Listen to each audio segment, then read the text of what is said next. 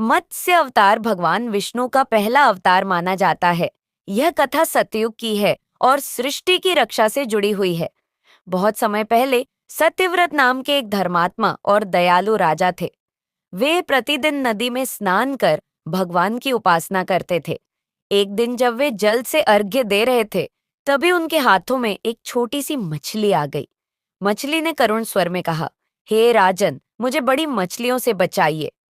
राजा को उस पर दया आ गई। उन्होंने उसे अपने कमंडल में रख लिया।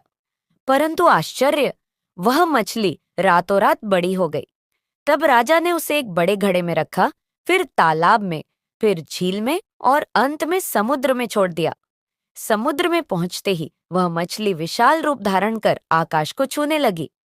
तभी राजा को समझ आया कि यह कोई साधारण मछली नहीं है। मछली ने दिव्य स्वर में कहा, राजन, मैं भगवान विष्णु हूँ। कुछ ही समय में पृथ्वी पर महाप्रलय आने वाला है। चारों ओर जल ही जल हो जाएगा। तुम एक विशाल नाव बनवाओ और उसमें सप्तराशियों, सभी प्रकार के बीज, औषधियां और आवश्यक जीवों को सुरक्षित रखो।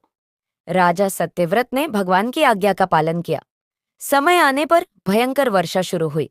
समुद्र उफान पर आ गया और पूरी पृथ्वी जलमग्न हो गई। तभी भगवान विष्णु विशाल मत्स्य रूप में प्रकट हुए। उनके सिर पर एक बड़ा सींग था।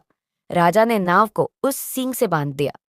भगवान मत्स्य उस नाव को प्रचंड जलधारा के बीच सुरक्षित मार्ग से ले गए। कहा जाता है कि उसी समय एक दैत्य ने वेदों को चुरा लिया था, जिससे ज्ञान का नाश हो सकता था। भगवान मत्स्य ने उस दैत्य का वध कर वेदों को पुनः प्राप्त किया और सृष्टि की रक्षा की। प्रलय समाप्त होने के बाद जल धीरे धीरे उतर गया। राजा सत्यव्रत को ही आगे चलकर वैवस्वत मनु के रूप में नई सृष्टि का प्रारंभ करने का सौभाग्य मिला। यह कथा हमें सिखाती है कि भगवान अपने भक्तों की रक्षा के लिए किसी भी रूप में अवतरित हो सकते हैं।